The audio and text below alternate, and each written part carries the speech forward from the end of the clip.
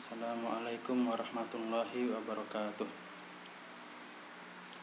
Al-Fatihah ila hadratin Nabi Mustafa Muhammad sallallahu alaihi wasallam wa ila ru'asy azmi wa ila arfi wa asfidi kun man ya'lamna ilma ya asadi wa masyayikh wa asadi wa masyayikh wa ila silsilati al-kutub wa jamil asadat lahumul Fatihah.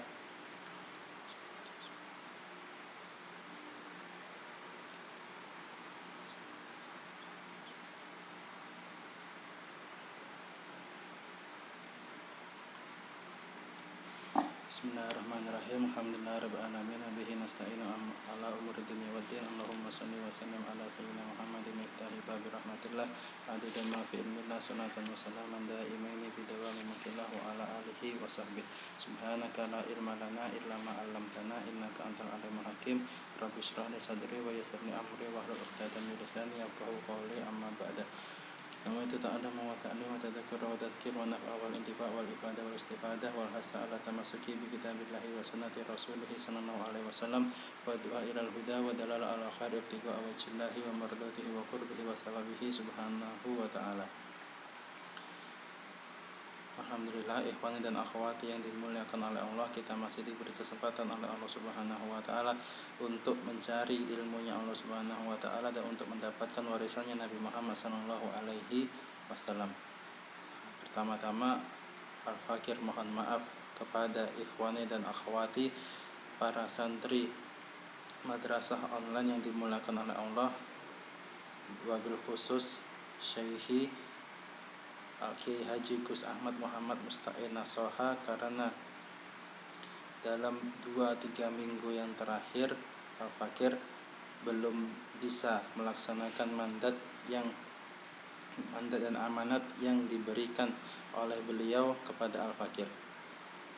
Oleh karena itu, semoga kita yang sedang sakit dengan berkat majelis ilmu ini dan berkat istiqomah menghadiri pengajian majelis ilmu, kita diberikan kesembuhan oleh Allah Subhanahu wa taala, dan juga yang masih sehat semoga dijaga kesehatannya oleh Allah Subhanahu wa taala.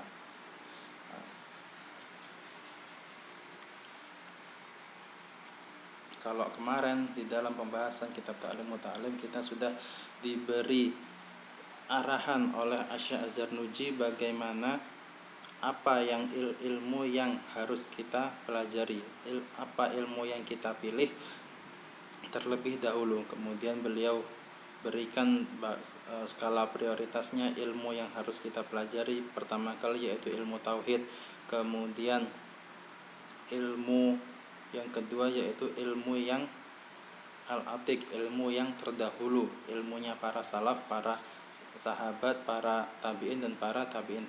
Dan juga kita diwanti-wanti oleh Asy Zarnuji untuk menjauhi yang namanya ilmu-ilmu yang baru, ilmu-ilmu yang tidak ada pada zaman salaf. Dan juga kita diwanti-wanti oleh Asy Zarnuji untuk menjauhi ilmu debat. Nah, pada pertemuan kali ini kita akan melanjutkan pembahasan yaitu ikhtiyarul ustad, bagaimana cara kita untuk memilih seorang ustadz, seorang guru, seorang syekh yang mana kita akan menimba ilmu, kita akan mendapatkan ilmu dari beliau. Bismillahirrahmanirrahim. Qala al-musannifu rahimahullah ta'ala wa nafa'ana bihi wa bi ulumi fid dharain amin. Wa amma ikhtiyarul ustadi fayambagi ayahtara al-a'lam wal awra wal asan kama ikhtara Abu Hanifah hina idin Hamad bin Abi Sulaiman ba'da ta'ammuli wa tafakkuri. Wa qala Abu Hanifah rahimahullah ta'ala wajadtuhu syaikhan waquran haliman saburan. Wa qala sabatu inda Hamad bin Abi Sulaiman fanabattu. Wa qala sami'tu hakiman min hukama Samarqandi qala inna wahidan min talabatil ilmi syawarani fi talabil ilmi wa kana azama ala dhahabi ila Bukhara li talabil ilmi. Bismillahirrahmanirrahim. Wa amma ikhtiyarul ustad, wa amma adapun ikhtiyarul ustad, memilih seorang ustad, seorang guru, fayambagi maka seyogyanya ayakhtara, dia memilih al-a'lam, yang paling alim, wal awra, dan yang paling wara, yang paling hati-hati, wal asanna, dan yang memiliki usia yang lebih tua daripada dia. Kama ikhtara Abu Hanifah, kama sebagaimana ikhtara memilih Abu Hanifata, Imam Abi Hanifah, Imam Hanafi, hina idin ketika beliau hendak menuntut ilmu, Hamad bin Abi Sulaiman, kepada Syekh Hamad bin Abi Sulaiman, ba'da ta'amuli, setelah merenung, wa tafakuri, dan berfikir. Nah, ikhwani dan akhwati yang dimuliakan oleh Allah, sebelum kita mulai untuk menuntut ilmu, sebelum kita mencari ilmu, seyogyanya kita memilih siapa orang yang akan kita ambil ilmunya. Dalam kata lain, siapa yang akan menjadi guru kita, siapa yang akan menjadi ustadz kita. Kemudian bagaimana cara kita memilih ustadz, memilih seorang guru? Yang pertama, ayah tara a'lam wal aura wal asan. Ada 3 kategori di dalam memilih ilmu, yaitu al-a'lam, ya. Kita ketika memilih seorang guru, kita memilih orang yang a'lam, yang paling alim, yang paling banyak ilmunya, yang paling luas ilmunya. Wal aura, kemudian seorang guru yang paling warok, yang paling berhati-hati, yang paling menjaga dirinya dari segala sesuatu yang tidak disenangi oleh Allah Subhanahu wa taala, baik itu perkara yang makruh apalagi perkara yang haram. Kemudian wal asan, seyogyanya ketika seseorang memilih seorang guru, hendaknya dia memilih seorang guru yang usianya lebih tua daripada dia.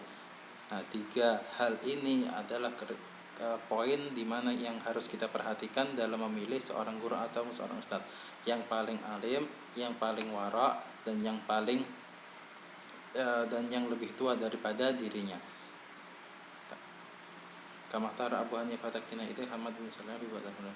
Sebagaimana dulu Imam Abu Hanifah ketika beliau hendak mencari ilmu, beliau merenung terlebih dahulu, beliau pikir-pikir terlebih dahulu, beliau timbang-timbang terlebih dahulu, kemudian hasil dari pemikiran beliau dan hasil dari renungan beliau ketika memilih seorang ustadz, yaitu beliau pada akhirnya memilih Syekh Hamad bin Abi Sulaiman. Kemudian waqala Abu Hanifah rahimahullah ta'ala, wajadtuhu syaikhan waquran haliman saburan. Qala Abu Hanifah, Imam Abu Hanifah berkata, semoga Allah merahmati beliau, wajadtuhu, aku Imam Abu Hanifah mendapati beliau Syekh Hamad bin Abi Sulaiman, syaikhan adalah seorang syekh, seorang yang tua, waquran, seorang yang bijaksana, seorang yang teguh pendiriannya, seorang yang tenang, seorang yang kalem, haliman, ya, seorang yang santun, yang baik akhlaknya, soburon, dan juga beliau dapati Syekh Hamad bin Abi Sulaiman ini adalah orang yang penyabar. Nah, Imam Abu Hanifah sebelum beliau menuntut ilmu, beliau memilih terlebih dahulu siapa gurunya. Beliau pikir-pikir dulu, beliau timbang-timbang dulu siapa yang akan menjadi guru beliau. Akhirnya beliau memilih Syekh Hamad bin Abi Sulaiman. Karena apa? Karena pertama, Syekh Hamad bin Abi Sulaiman adalah seseorang yang sudah tua, waquran, kemudian seorang yang berwibawa, seorang yang bijaksana, seorang yang kalem, wahaliman.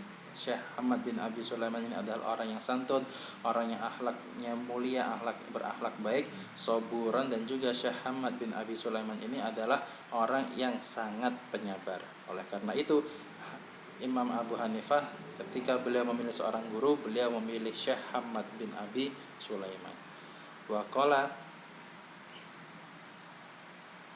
Waqala berkata Imam Abu Hanifah, sabatu, aku melazimi, inda Hamad bin Abi Sulaiman, aku tetap melazimi Syekh Hamad bin Sulaiman, fanabatu, maka aku tumbuh. Maksudnya apa? Imam Abu Hanifah berkata, sabatu inda Hamad bin Abi Sulaiman fanabatu, aku ketika setelah memilih seorang guru, maka aku menuntut ilmu kepada dia, aku lazimi beliau, kemudian aku khidmah kepada beliau, selalu aku bersama beliau menuntut ilmu, fanabatu, maka oleh karena sebab itu aku nabatu, aku tumbuh, aku berkembang, akhirnya aku menjadi seseorang yang saat menjadi orang yang seperti ini. Ketika itu beliau Abu Hanifah sudah menjadi seorang ahlul ijtihad, orang imam mujtahid, ulama madhab. Karena apa? Karena beliau setelah memilih seorang syekh, yaitu Syekh Ahmad bin Abi Sulaiman, beliau lazimi Syekh Ahmad, beliau khidmah kepada Syekh Ahmad, beliau selalu bersama Imam Syekh Ahmad, dan juga beliau tidak berpaling kepada guru-guru yang lain. Kemudian qala Imam Abu Hanifah berkata, sami'tu, aku mendengar hakiman, seorang ahli hikmah, min hukama Samarqandi, dari negeri Samarqandi. Qala, orang ahli hikmah ini berkata, inna wahidan, sesungguhnya salah seorang, min talabatil ilmi, daripada penuntut ilmu, syawaroni, bermusyawarah kepadaku, fi talabil ilmi, di dalam menuntut ilmu. Wakana, dan dia santri ini, azama, berkehendak, ala dhahabi, untuk pergi, ila Bukhara, ke negeri Bukhara, tempat Imam Bukhari, li talabil ilmi, untuk menuntut ilmu. Nah, kemudian Imam Abu Hanifah pernah bercerita, dulu Imam Abu Hanifah pernah mendengar salah seorang ahli hikmah. Orang ahli hikmah ini bercerita, dulu ada seorang santri datang kepadaku untuk bermusyawarah kepadaku, untuk minta pendapat kepadaku, untuk meminta pertimbangan dari aku, fi talabil ilmi, di dalam menuntut ilmu. Wa kana azama ala dhahabi ila Bukhara li talabil ilmi, dan santri ini dia punya tujuan untuk pergi ke kota Bukhara untuk menuntut ilmu. Nah, kalau yang punya kitabnya dari ila Bukhara li talabil ilmi ini, ceritanya orang ahli hikmah yang diceritakan oleh Imam Abu Hanifah. Kemudian selanjutnya wahakada yang bagi, sampai seterusnya. Ini komentar dari Imam Az-Zarnuji tentang bagaimana pentingnya bermusyawarah. Bismillahirrahmanirrahim. Wahakada yang bagi ayusyawira fi kulli amrin. Wahakada, dan beginilah yang bagi, seyogianya, ayusyawira, seseorang bermusyawarah, fi kulli amrin, di setiap perkara, di setiap urusan. Fa innallaha ta'ala, karena sesungguhnya Allah Subhanahu wa ta'ala, amara rasulahu, memerintahkan Nabi Muhammad sallallahu alaihi wasallam, bil musyawarati, untuk bermusyawarah, fil umuri, di dalam berbagai macam perkara. Walam yakun ahadun aftana minhu, padahal walam yakun, padahal tidak ada seorang pun, walam yakun ahadun, padahal tidak ada seorang pun, aftana minhu, yang lebih cerdas, yang lebih pintar daripada Nabi Muhammad sallallahu alaihi wasallam. Wa ma'adalik, meskipun begitu, umira bil musyawarati, Nabi Muhammad sallallahu alaihi wasallam tetap diperintahkan oleh Allah Subhanahu wa taala bil musyawarati, untuk bermusyawarah. Wa kana, dan Nabi Muhammad sallallahu alaihi wasallam, yusyawiru, bermusyawarah, ashabahu, dengan para sahabatnya, fi jami'ul umuri, di setiap perkara, di setiap urusan, hatta hawaijil baiti, sampai pada perkara kebutuhan-kebutuhan rumah atau kebutuhan-kebutuhan rumah tangga. Nah, ikhwani dan akhwat yang dimuliakan oleh Allah, yang namanya musyawarah itu seyogyanya dilakukan sebelum mengerjakan setiap perkara. Sebelum melakukan segala perkara, hendaknya kita untuk bermusyawarah, berdiskusi dulu, meminta pendapat terlebih dahulu. Karena apa? Karena Allah Subhanahu wa taala memerintahkan Nabi Muhammad SAW untuk bermusyawarah, wasyawirhum fil amri. Nah, padahal Nabi Muhammad SAW itu adalah orang manusia yang paling cerdas, yang mana pemikiran beliau, pendapat beliau, apa yang beliau pilih adalah sebaik-baik pikiran, sebaik-baik pilihan, dan sebaik-baik keputusan. Akan tetapi walaupun Nabi Muhammad SAW memiliki sifat seperti ini, tetap Allah Subhanahu wa taala memerintahkan Nabi Muhammad SAW untuk bermusyawarah.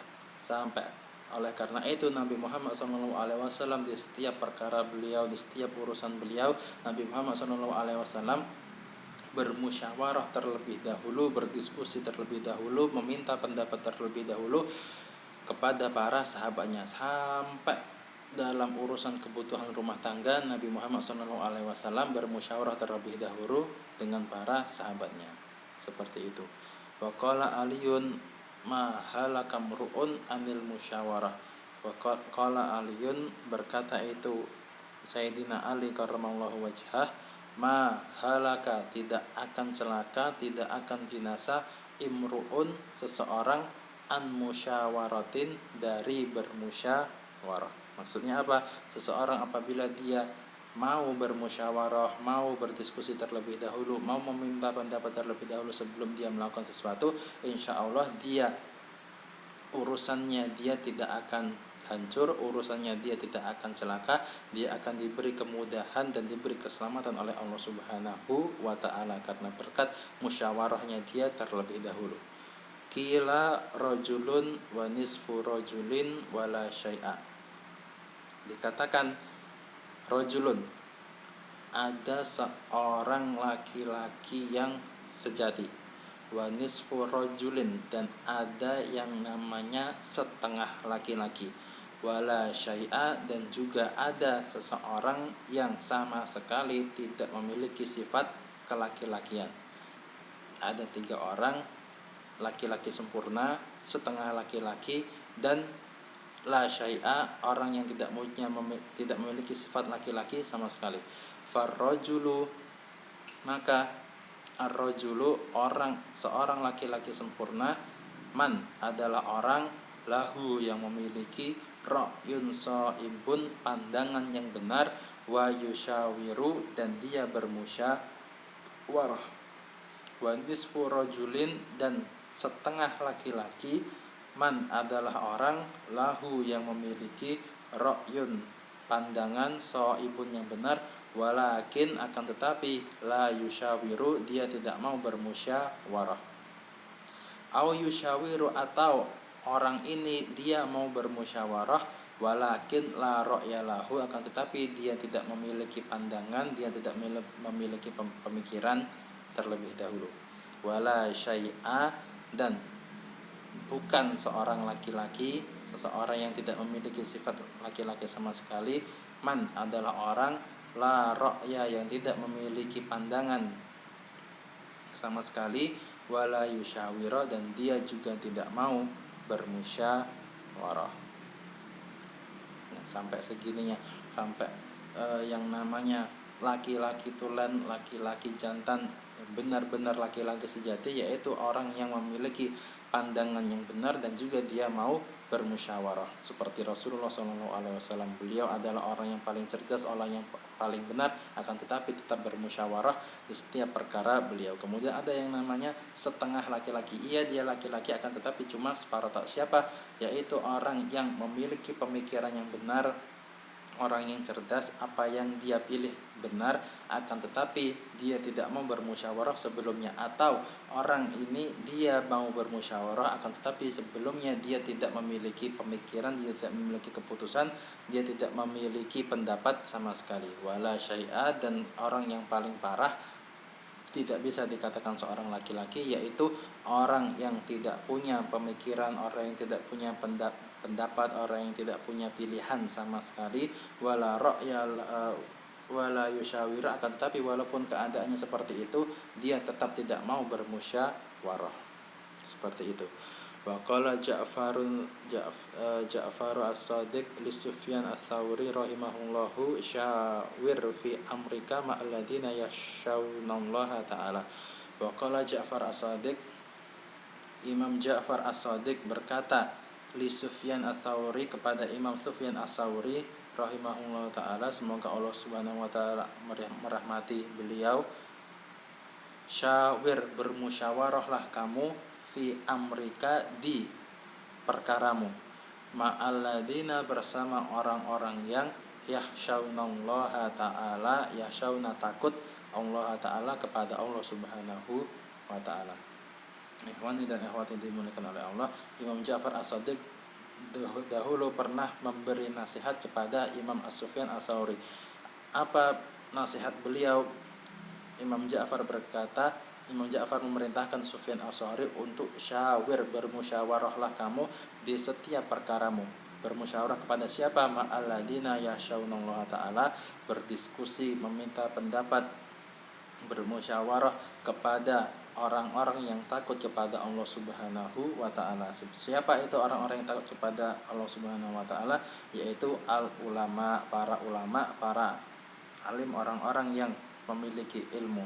Liqaulihi ta'ala, karena ada firman Allah Subhanahu wa ta'ala, innama yakhshallaha min ibadihil ulama. Hanya saja orang-orang yang takut kepada Allah Subhanahu wa ta'ala daripada hamba-hambanya al-ulama adalah para ulama. Wa talabul ilmi, dan menuntut ilmu, min a'lal umuri, termasuk dari paling tingginya perkara-perkara, wa as'abiha, dan paling sulitnya perkara-perkara. Fakanal musyawaratu, maka yang namanya bermusyawarah, fihi, di dalam mencari ilmu, aham, lebih penting, wa aujab, dan lebih wajib. Kalau tadi kan disebutkan bahwa kita seyogyanya kita disunahkan untuk bermusyawarah terlebih dahulu, berdiskusi terlebih dahulu, meminta pendapat terlebih dahulu sebelum kita melakukan sesuatu. Nah, sesuatu ini apapun itu. Dan sedangkan yang namanya menuntut ilmu adalah perkara yang paling tinggi, perkara yang paling sulit, perkara yang tinggi di sisi Allah Subhanahu wa ta'ala, tidak mudah untuk mendapatkannya. Maka dari itu yang namanya musyawarah di dalam menuntut ilmu, aham, lebih penting, aujab, dan lebih wajib. Kemudian yang punya kitabnya, kalau sampai aham wa aujab ini akhir dari komentarnya Imam Az-Zarnuji tentang yang namanya musyawarah. Kemudian qalal Hakim dan seterusnya itu lanjutan dari kisahnya Imam Ghazali, kisahnya Imam Abu Hanifah tentang seorang ahli hikmah. Wa qalal Hakim, dan berkata orang ahli hikmah, idza dhahabta, jika kamu pergi, ila Bukhara, ke kota Bukhara, la tu'ajjil, jangan terburu-buru, jangan tergesa-gesa, fil ikhtilafil a'immah, fil ikhtilafi, di dalam mondar-mandir, ilal a'immah, di antara para ulama.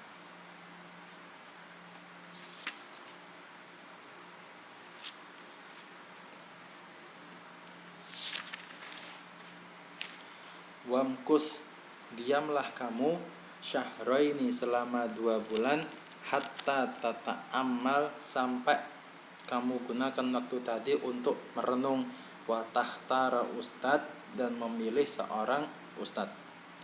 Fa innaka, karena sesungguhnya kamu, in dhahabta, jika kamu pergi, ila alimin, kepada salah seorang alim, wa bada'ta bisabqi indahu, dan kamu langsung mulai belajar kepada dia, rubbama, barangkali, la yu'jibuka darsahu, jadi rosatahu, maka rubbama, barangkali, la yu'jibuka, tidak membuat kagum, dirosatahu, pelajarannya dia, fatatrukahu, maka kamu akan meninggalkan dia, wa tadhabu ila akhar, dan kamu akan pergi kepada seorang alim yang lain. Fala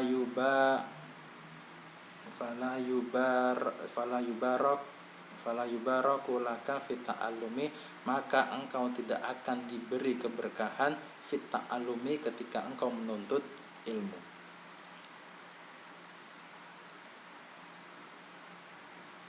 Nah, kalau tadi kan Imam Abu Hanifah bercerita tentang seorang ahli hikmah yang ditatangi seorang santri, yang mana santri ini ingin pergi ke kota Bukhara untuk menuntut ilmu. Kemudian apa yang menjadi nasihat ahli hikmah ini kepada santri ini? Orang ahli hikmah ini berkata kepada santrinya, jika kamu pergi ke kota Bukhara untuk menuntut ilmu, la tu'ajjil fil ihtilafi ilal ahimah. Jangan kamu terburu-buru, jangan kamu cepat-cepat untuk belajar berpindah-pindah di antara para ustadz, para orang-orang alim, para imam. Jangan sampai kamu sudah sampai di sana langsung belajar kepada seorang syekh, kemudian dia pindah lagi belajar kepada seorang syekh, kemudian dia pindah lagi untuk belajar kepada seorang syekh. Jangan sampai seperti itu. Akan tetapi wamkus syahraini hatta ta'amal wa tahtara ustadz. Akan tetapi kamu ketika sudah sampai di sana, tinggal di sana, diam di sana selama 2 bulan. Sampai selama 2 bulan itu kamu merenung, kamu pikir-pikir, kamu timbang-timbang siapa yang akan menjadi ustadznya kamu, kemudian kamu pilih ustadz tersebut. Kenapa? Fa innaka idza dhahabta ila alimin wa bada'ta bisabki indahu rubama la tujibuka dari satahu wa tatrukahu wa tadhabu ila akhar. Karena kalau kamu langsung sesampainya di kota Bukhara, kamu langsung belajar kepada salah seorang alim, kemudian kamu langsung duduk bersama dia, belajar kepada dia, rubbama la yujibuka dari satahu. Barangkali pelajaran dia, taklimnya dia tidak membuat kagum kepada kamu, bikin kamu bosan, biasa-biasa saja, kok nggak lucu, nggak macam-macam dah. Akan seperti itu. Dan karena sebab itu, karena kamu merasa bosan, kamu merasa nggak lucu, kamu merasa nggak kerasan di sana, maka kamu akan meninggalkan orang alim tersebut dan kamu akan pergi kepada orang alim yang lain. Fala yubaraku laka fi ta'allumi. Karena sebab itu, karena kamu berpindah dari satu syekh kepada syekh yang lain, karena sebab itu maka kamu tidak akan diberi berkah oleh Allah Subhanahu wa taala di dalam menuntut ilmu. Fata'ammal fi syahraini fi ikhtiyar ustad. Fata'ammal, maka renungkanlah dengan baik-baik, fi syahraini, di dalam selama 2 bulan, fi ikhtiyar ustad, di dalam memilih seorang ustad atau seorang guru. Wasyawir, dan bermusyawarahlah kamu, berdiskusilah kamu, minta pendapatlah kamu, hatta la tahtaju ila tarkihi wal iradihan us, sehingga kamu tidak akan salah pilih ustad dan kemudian kamu akan meninggalkan ustadz tersebut dan kamu akan berpaling daripada ustadz tersebut. Fatasbutu indahu hatta yakuna ta'allumuka mubarakan wa tantafi'u bi ilmika katsiran. Dan setelah kamu menimbang-nimbang dengan baik, kemudian engkau memilih ustadz dan engkau mulai belajar kepada ustadz tersebut, maka fatas butuh, kamu lazimi dia, kamu barengi dia, kamu selalu bersama dia, belajar kepada dia, hatta yakuna ta'allumuka mubarakan, sehingga oleh karena sebab itu kamu akan diberi berkah oleh Allah Subhanahu wa taala di dalam belajarmu, wa tantafi'u bi ilmika katsiran, dan kamu akan mendapatkan manfaat dari ilmumu yang banyak. Kamu akan mendapatkan manfaat yang banyak dari ilmumu. Intinya apa? Ketika seseorang untuk ingin memulai belajar terlebih dahulu, dia harus memilih siapa yang menjadi ustadznya. Setelah dia timbang-timbang, kemudian dia berpikir, dia pilih siapa yang jadi ustadznya, sifat-sifatnya seperti apa, ilmunya seperti apa. Setelah dia pilih, dan juga tanpa meninggalkan yang namanya musyawarah, tanpa meninggalkan yang namanya berdiskusi terlebih dahulu, setelah dia pilih, dia harus melazimi guru tersebut, dia harus jangan berpindah-pindah guru, tetap dengan guru tersebut, bersama dia, menuntut ilmu kepada dia sampai selesai, sampai berhasil, sampai diberikan berkah oleh Allah Subhanahu wa taala. Sama seperti yang ketika Al-Fakir dulu masih mondok, kita sering diwanti-wanti oleh guru-guru kita, jangan sampai yang namanya gak kerasan di pondok, jangan sampai yang namanya pindah-pindah pondok padahal belum selesai, padahal belum tamat. Masuk pondok A ternyata nggak kerasan, pindah pondok B. Pondok B ternyata juga nggak kerasan, pindah pondok C. Di pondok C ternyata naudzubillah melakukan pelanggaran di pondok C, kemudian dikeluarkan, pindah ke pondok D. Santri yang model seperti ini pindah-pindah pondok, pindah-pindah ustadz, padahal dia belum selesai belajar, padahal dia belum mendapat izin dari gurunya untuk melanjutkan taklimnya dia, untuk berpindah kepada guru yang lain. Maka model santri seperti ini la yubaraka laka fit ta'allum, tidak akan diberi berkah oleh Allah Subhanahu wa taala dan tidak akan diberikan manfaat ilmunya oleh Allah Subhanahu wa taala. Tetapi seorang santri seyogyanya setelah dia memilih seorang guru, setelah pertimbangannya matang dan setelah musyawarah, dia menuntut ilmu kepada guru ini dengan totalitas, terus bersama guru ini, terus menuntut ilmu kepada guru ini, jangan sampai ditinggalkan, terus dia lazimi menuntut ilmu kepada dia sampai selesai, sampai tamat. Atau ketika dia ingin keluar dari pondok misalnya, atau berhenti belajar misalnya karena sesuatu terlebih dahulu dia harus minta izin, minta ridho kepada ustadz yang mana dia belajar kepada dia. Maka dari itu pentingnya kita untuk seseorang itu menuntut ilmu adalah suatu hal yang penting bagi seseorang. Dan tetapi di dalam menuntut ilmu itu juga ada poin-poin yang harus diperhatikan, poin-poin yang harus dijaga, adab-adab tata cara yang harus dilaksanakan. Semoga kita diberikan ilmu yang berkah, yang manfaat, ilmu yang akan mendatangkan amal kepada kita, ilmu yang menjadikan hati Nabi Muhammad SAW senang, dan ilmu yang mendapatkan ridho oleh Allah Subhanahu wa taala. Al-Fatihah.